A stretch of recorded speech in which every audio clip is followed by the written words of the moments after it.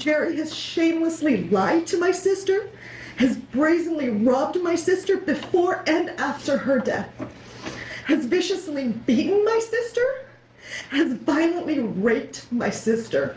She let him have it with both barrels, taking aim at the man convicted of killing her sister, Natalie Belmonte. This is the disturbing case of Natalie Belmonte.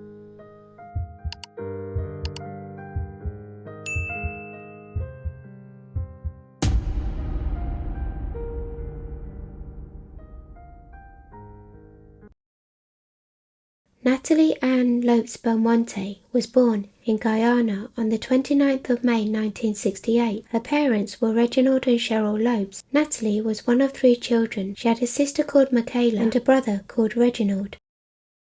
At the age of 7 years old, Natalie and her family moved to Canada, where they lived a few years before they then moved to Florida in the United States and settled in Pembroke Pines in Broward County. As a child, Natalie was described by her family as lively and extrovert. She was an admirable student who excelled in school, and she went on to earn a degree in elementary education at Florida International University. After university, Natalie went on to work briefly as a teacher. In 1988, Natalie married her childhood sweetheart, Andre Belmonte, and the couple had 2 children, a girl named Brianna and a boy named Aidan. After having children, Natalie was a stay-at-home mum until the year 2000, when she started a job at Home Depot.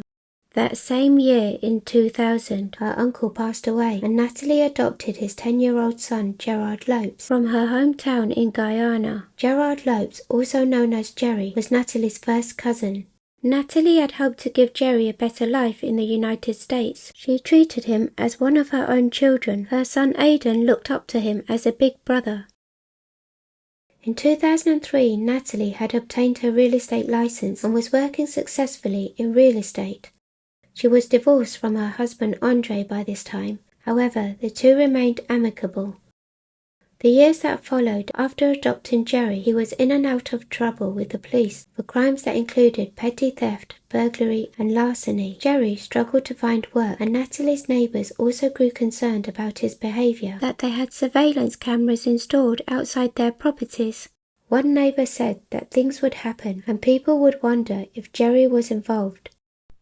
In 2008, Natalie reported her son Jerry for stealing $20,000 worth of her jewelry. Most likely, having had enough of his reckless behavior, she pressed felony charges against Jerry, and in 2009, Jerry was arrested for breaking into a home while the owners were asleep. It was in 2011, while Jerry was filling out immigration papers, he found out there was a warrant for his arrest. This was for the unresolved charges dating back to 2008, when he stole from Natalie. Jerry handed himself into the police and spent 1 month in jail, where it was reported that he told other inmates that he fantasized about killing his mother Natalie. Natalie dropped the charges and begged the judge to give Jerry another chance, telling the judge at the time that he had gotten his life together over the past 3 years. Natalie paid the bond of $1,000 and Jerry was released from prison the following day, on the 14th of July 2011. 2 days later, on the evening of the 16th of July, Natalie and Jerry attended a graduation party together. A witness there later told detectives the two were seen arguing.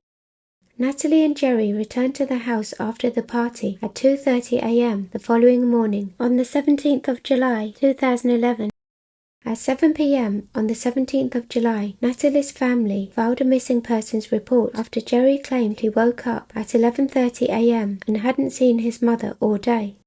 This was unusual behavior for Natalie. She would always tell someone where she was going, especially if she would be gone for a long time.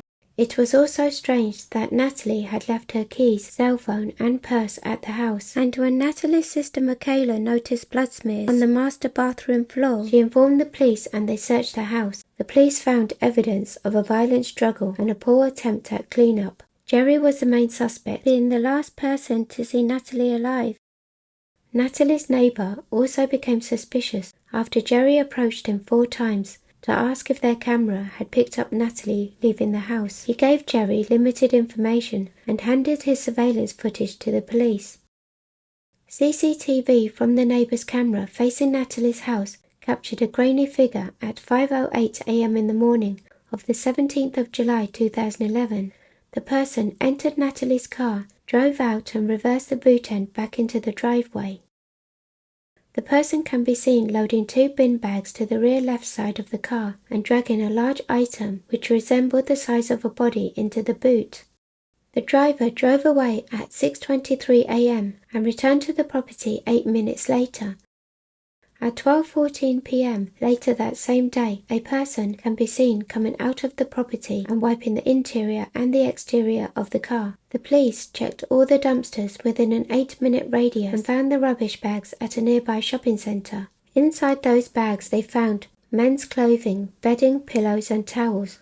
All items were soaked in blood that later tested positive for Natalie's DNA. The men's clothing matched those worn by Jerry on CCTV on the afternoon of the graduation party at a local convenience store with Natalie. Natalie's body was found on the 20th of July 2011 in a wooded area near her home.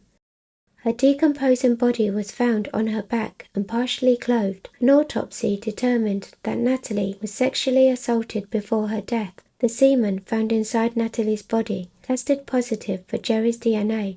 Natalie had been strangled and had severe injuries to her head. Natalie was 43 years old when she was murdered after she opened up her heart and her home to adopt Gerard Lopes. Jerry was arrested on a first-degree murder charge on the 20th of July 2011. At the time, he was 21 years old. The trial began in 2013. Jerry pleaded not guilty. He denied the murder charge. His defense claimed that he and Natalie had consensual sex after returning home from the party, and that Jerry fell asleep from the alcohol he had consumed. They claimed that an intruder must have entered the house and killed Natalie and taken her body. Natalie's sister Michaela testified that there was no way that the sex was consensual between them, saying, "There was absolutely no way." The prosecution claimed that Jerry had developed an infatuation with Natalie and that he raped her after they returned home from the party. They alleged that after raping her, he killed Natalie to hide the sex crime and that Jerry was still angry for the charges against him and having to spend time in jail for stealing her jewelry. In a victim impact statement, Natalie's daughter Brianna told the judge that Jerry had always been in trouble and never showed any remorse for anything he had done. He has stolen countless of times from my mother, my father, my brother, and me. He has shown no remorse from when he stole from my family, no remorse from when he stole from family, friends, and neighbors, and no remorse from when he killed and raped my mother.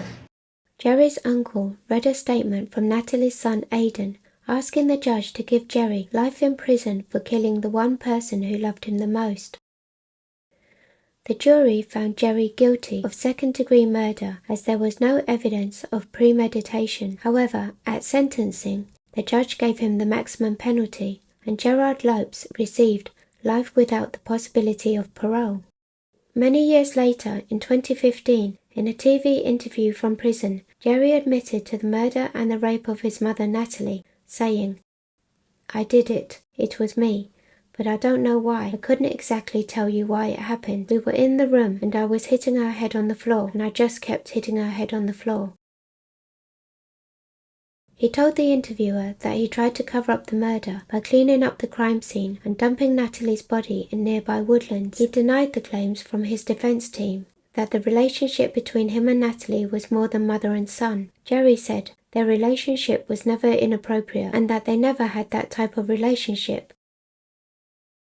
Gerard Lopes is currently serving his life sentence at the correctional facility in Jasper, Florida.